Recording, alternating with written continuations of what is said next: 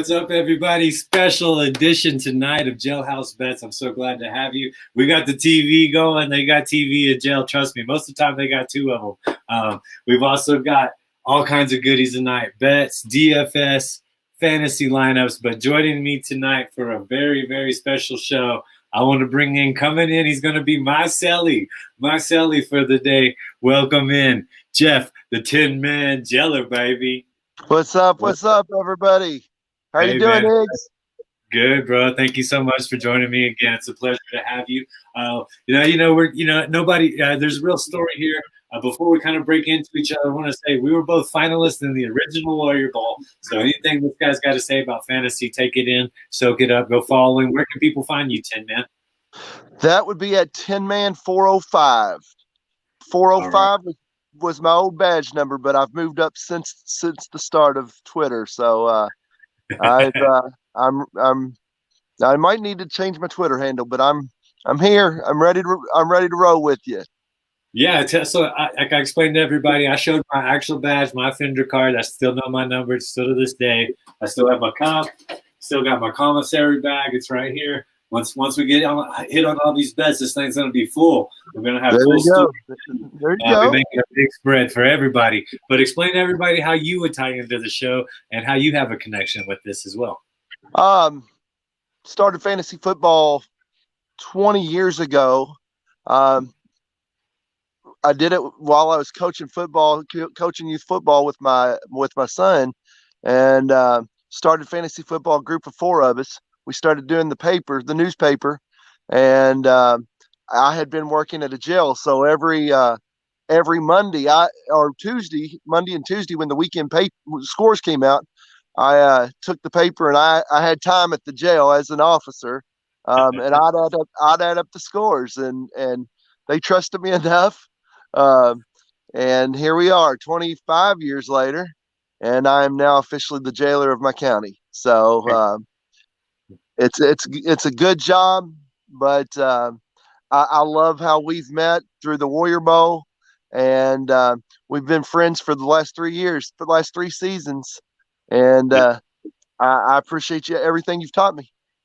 Man, likewise, man. I learned a lot from you. We bounced a lot of ideas. There were many late nights in there because we all were in a group chat together. Half the people were in the UK, half of us were in the United States. That's just how the finals worked out, kind of. But there'd be a couple nights a week, me, you, and Pike, boy. I felt bad for them, kind of, because they'd all be sleeping, and we'd be getting on a deep conversation about starting this guy that would lead to some other experience that would lead to God knows what in those times, man. But I appreciate you, man. That's funny. That's funny that you say that, because it's just like jail. There's people that stay up all night, and there's people that want to go to bed at night. We were the ones we were staying up all night talking while they all slept. Absolutely, dude. You're right. There's all kinds of personalities in jail. That's one thing I try to get across to people is a jail life. A lot of it's boring, but sports is also like a big part of it. You know what I'm saying? Oh, yes. You know, there's betting, to say the least. That's where I kind of first honed my betting skills. I didn't really realize it. I've been keeping money lines my whole life with my grandmother, my great-grandmother. We bet on all kinds of stuff without really realizing, just candy, you know. But I just kind of had that. And then I was always good at dominoes. So once I got into jail, I started really doing really good on the bones table. That's fun. I can play free I can play bones. But I started betting on sports, watching sports. Absolutely. Good back then, and that's where I first saw fantasy sports, but I didn't realize that's what it was. Those guys were tracking the USA Today paper. It would come out, and they were writing. I didn't know what they were doing. You know what I mean? So I just kind of found that very, very interesting that that's what they were doing. That's where I learned to play spades and dominoes. I can't be the officer can't be touched. I will take anyone on and beat them at some bones. Man, we'll have to get together on a bones tournament one day, man. You know, I think that would be really interesting from that aspect. Well, Jailhouse Bets, you know, we always make a tackle prop, so I want to tell everybody that right now. It's in favor of the Bengals. I expect the Bengals to control this game, to be able to control the tempo of this game, and that means Landon Roberts over 4.5. His line was at -155. It's already moved to -190. So if you got on it, the bookies are kind of telling you this is going to happen. And it's over 4.5. So I hopped on it. I placed You know what we're putting on a Tin Man? We're putting one suit, baby. I don't know if you can see that right now, but I got the ramen soup there with it. I've got my ramen. I got my ramen ready. Okay, man. Yeah. So I put my ramen on that bet. We're going to be looking at some more bets. I'm going to pop out of the screen. My video's having a little lag, but why don't you talk about what you expect as a Bengals fan? How long have you been a Bengals fan too? Tell us that. But also what you expect tonight from this Bengal game. What's your matchups you're looking for, and what you have in the fantasy world. I'm actually I've been a Bengals fan since as long as I can remember. I live right outside of Louisville, Kentucky, and the two closest teams that we had were Cincinnati and Indianapolis, and I chose Cincinnati. Kenny Anderson, Chris Collinsworth, and uh, just Icky Woods did it. Icky Woods, the Icky Shuffle. I fell in love with the Bengals as a kid. So I've never changed. I will always be a Bengals fan. It's heartbreaking, but I'm true to the Bengals. Man, you got to be loyal, right? Oh, I haven't had my mic over here the whole time. I apologize if it sounds like I've been far away. Hopefully that sounds a little better. Yeah, man. So that's true. I grew up, the same. I fell in love with the Packers because of Sterling Sharp. They weren't really good yet, but they were right on the fringe. And then, kind of paying attention to the game more. I got Brett Favre, and then the rest was kind of history from there. You know what I mean? But yeah, what are you expecting from this game tonight, my man? Well, if you remember, this is 4 weeks into the season, and 4 weeks ago, 4 weeks ago into the season, I put all my money on the Bengals, and I said the Bengals were going to destroy the Pittsburgh Steelers, and that didn't happen. So this week, I'm thinking it's going to be close. So watch the Bengals end up winning by 10. I've been reading a lot today on what the sports writers think, and there's a lot of people that's saying the Bengals are going to win. So I'm not as confident about it as I was week 1 and week 2 against the Cowboys, and we know what happened there. So I am feeling like the Bengals are going to win just because I'm not as confident this week. Okay, yeah, well, I can understand that philosophy for sure. I've been beating on the Bengals drive just because the Dolphins played all those plays. The Bengals aren't really playing bad per se; they're just getting outplayed in certain areas, and their defense has been pretty rock steady. I think Hendrickson's going to create some havoc tonight. Yes, I think that he has the ability to really create some mismatches along that offensive line, particularly if they are already short people. But having said that, Sam Hubbard's there. Offensively, I have Burrow, Chase, Higgins. No, Burrow, Chase, and Troy and Boyd in for the team tonight. Boyd really showed out last week, and there could be potential, even with Higgins coming back, that he does well. Do you have anything to say about Boyd or the wide receiver core as a whole? I still think that that adding Hayden Hurst to this offense has opened up the. I'm still waiting for big breakout games from all three of them, but they're so hard to defend because you really do have such a good offense. Mixon, Pirine, Hurst, Boyd, Chase. T. Higgins. If what I haven't been as happy with is our offensive line. We spent all this money and got what we thought was going to be an upgrade, and Joe Burrow still ended up on his back. So if we can hold that line, it's going to be we're going to do a lot. I've seen Burrow play against Tua, and we know what happened there at LSU. It was yes. So I'm going to go with my Bengals again. Well, I'm right there with you. I think Burrow, he steps up when the pressure's on. That's one thing I really believe about him. He's good underneath the spotlight. He's good when the pressure gets going. He proved it in the playoffs. I mean, being down in a lot of those games, needing late drives, late field goals, him stepping it up, I think that's been pretty awesome and proven by him. time and time again. And this is kind of a big game, going 1-3. That's not, it's going to be hard to come back from. Whereas 2-2 sounds pretty good. It sounds way, That's right. way better than 1-3. So I kind of have faith in him stepping it up. Like I said, Miami's been blown away with their offense. So if Eli Apple can step it up, close it down, Von Bell steps it up, Jesse Bates, I think it's going to come down to their secondary as well. But I'm anticipating that. And let's take a look at some of these bets real quick. Let's pull them up. Let's see, add to stream. And right there. And we got some rushing and receiving props. How do you feel about Joe Mixon over 64.5 rushing yards? Oh, I think he gets it. Okay. All righty. And then let's see, they got Burrow at 9.5 rushing yards. That's kind of high to me. I'd stay away from Burrow's rushing yards. When we get to the receiving, let's look at, you got Hayden Hurst at 27.5 at plus 100. You got Jamar Chase at 73.5, negative 120 on the over.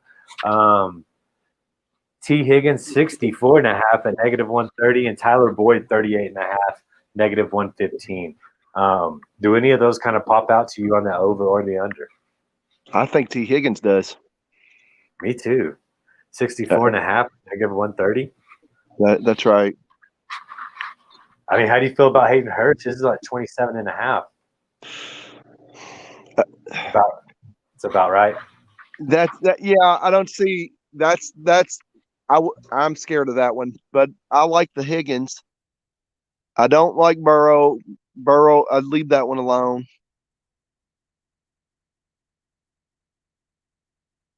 You think they're going to run then? You do like Mixon? I do like Mixon tonight. Let's just build a little quick live game, same game here. I've already told people once again about the tackle bets. Landon Roberts over 4.5. He's gone over that. It's not the greatest odds. So I've already put the Bengals on the money line. So let's just do that. Which one do you like better? Mixon to cover his yardage or Higgins to cover his receiving yardage? I like Mixon. Okay, let's put it on there then. So Mixon at 59.5 over that. You want to take that? Yes, sir. All righty. So right now for a two-leg same game, if we wanted to stop right here, it's at a plus 115. Let's see what else we can add on there. We took money line Cincinnati. Let's see, team scoring game props. I really don't like doing anytime touchdowns. I feel they make me nervous, Absolutely. Let's see here. Are they giving us anything? Well, let's just look at the receiving props because we could maybe tease Higgins down even more since they're giving it to us pretty low. You know what I mean? Let's see, over 49.5 yards, T. Higgins at negative 240. If we add that to our line right now, that's going to put us at plus 215. Do you like it? 49.5? I like it. So you can usually get a boost. I'm pretty sure there's either a money back or like a 33% boost on a lot of these websites. And once again, right here at plus 215, Bengals money line over 59.5, Joe Mixon over 49.5 for T. Higgins, sitting here with the Warden, my man. The Warden. Yeah, the Warden right here with us, man. I kind of like that. Can you see that? I don't know if it updated it yet. 215 is what I got, though. I think that's a pretty good parlay to head into tonight's game, man. We got about 15 minutes. Yeah, I think it's a great. Let's roll with it. We're each putting a soup on it, huh? Let's see. Look, I got a chicken flavor, or I've got a chili flavor. Man, that chili's hotter, man. Sometimes guys make you do 2 for 3 on the chili. It's like I say, I got the pork too because everybody in jail claims not to eat pork, but I see them eating it when we go down the bowling alley and go eat. Absolutely. I mean? Oh, you're right. So there we go, guys. There. I think the Dolphins have won 2 games that they're coming off of a big high, and it's a short week for them. And they've beat the Bills and the Ravens. I mean, that's 2 big games. I don't think they have it in them to beat the AFC North champs from last year.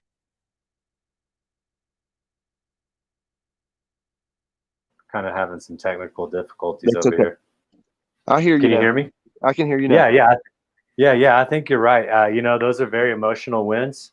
That takes a lot of. I think people like to forget the human aspect of football and how draining it can be, and then turning around and playing on Thursday and on the road after beating like the most hyped team of the year. Those are all like you got to consider that. And I think I read a stat that Miami hasn't gone 4-0 since I think 2003. It was something like that. It was sometime when I was in high school when they had Jason Taylor. I don't think they've gone 4-0 since then. So that's a long time, and I just believed in the Bengals. You know what I'm saying? I like Joe Burrow, and I think a lot of us kind of, people that are fans of other teams fell in love with the Bengals, watching them play. But I'm not like a Dolphins or a Bengals fan for me to have a bias. I just kind of looked at it, looked at the stats, look what's going on. I trust Zach Taylor and Joey B to get the offense fixed, and maybe they do some shorter passes. Maybe they open up the game with some of these shorter, quicker routes to kind of ease that pressure, get Joey B in a rhythm, and then they're going to probably hit him with the deep bomb. I feel a deep bomb coming tonight. I think they're coming for me. Maybe. Let's hope so. Let's hope so. All right, man. I know you got to get ready to get to the show. Anything else you want to say about tonight's game? We do got our soups on it. I'm very thankful for that. Yes. Well, I don't have anything to say about the game, but if we're going to be sellies, you're going to be up top. I'm going to be down there on the bottom bunk. Hey, man, here's a story, funny story. Like I went out, I literally broke, because, okay, people don't know, you get these shoes called Jackie Chan's and they barely fit. They're okay. Some people just wear their slides a lot if you got them. You can purchase shoes, or I could in Texas Department of Correction System, shoes or boots or whatever. We had black boots, but we had these little Jackie Chan's, and I was out there playing basketball, and I shook this guy so hard I heard every bone in my foot pop, pop, pop, pop, pop, pop. And I'm 19 right now, so I'm pretty athletic, and we got money on this game naturally. So you can't leave. That's like a forfeit, and I couldn't even do anything. My foot, it's the worst pain in my foot I've ever had. But I had a top bunk, and that the morning I forgot about my foot being broke essentially, I think. And I hopped off the bunk, and it's the most intense. It's the only time in my life I've almost thrown up from pain because I jumped on that concrete and I was like, and like I couldn't even make it to the line for breakfast. So I was like, no, fuck no. I was like, I can't do it, man. I'm in way too much pain. So yeah, dude, I understand the top bunk thing, and I'll be your celly anytime, bro. I'd be your celly anytime, and you could be one of my officers anytime. Hey, I appreciate it, man. And just let this be a lesson to everybody in life. Just because people come from different paths in life, don't judge people. Don't try to read a book. But what did he say? Don't try to critique a book you haven't read. I think that's the best way it's said. And here Tim and I, we have all kinds of conversations about life and all kinds of things going on. I got to hit my push-ups as soon as we get out of here too. Let me know what the card is real quick. Where'd my card go? I lost it. Never mind. I can't flip it on the show. I'll match your push-ups. Whatever card you draw, I'll match whatever you got. I found it right here, dude. Let's get it real quick. We'll end the show with that. I want to say, go Bengals out there. If you are betting, be moderate. Who day, baby. Be responsible. And just be glad we got some Thursday football, man. I really enjoyed the prime setup. I'm enjoying it. We get two good teams, man. You get the champion conference of the American Football Conference last year, and you got the one of the only AFC undefeated team this year. So you can't really ask for a lot more. So cutting the deck, you know how they put on it. You know what they say, wash them dishes and bones, baby. We got 8 to close out the show, my man. I know you've already been to the gym tonight, but we'll hit 8 push-ups. Get out there, stay healthy, have fun, tell somebody you love them, man. And Tin Man, you're coming back for the next, hopefully the next primetime Bengals game. I want you every time. We got to have the Warden. I've got a table full of ramen waiting on it. Hey, we'll make the spreads, baby. All right, baby. All right, man. Well, I'm going to get my 8 push-ups out of here, guys. Enjoy the game. Once again, you can find him at Tin Man. Is it 405, no spaces? At Tin Man 405. All right, man. Well, go Bengals, brother. I love you. I hope you have a good night. Love you, bro. Who day. Let's go, guys. Who day.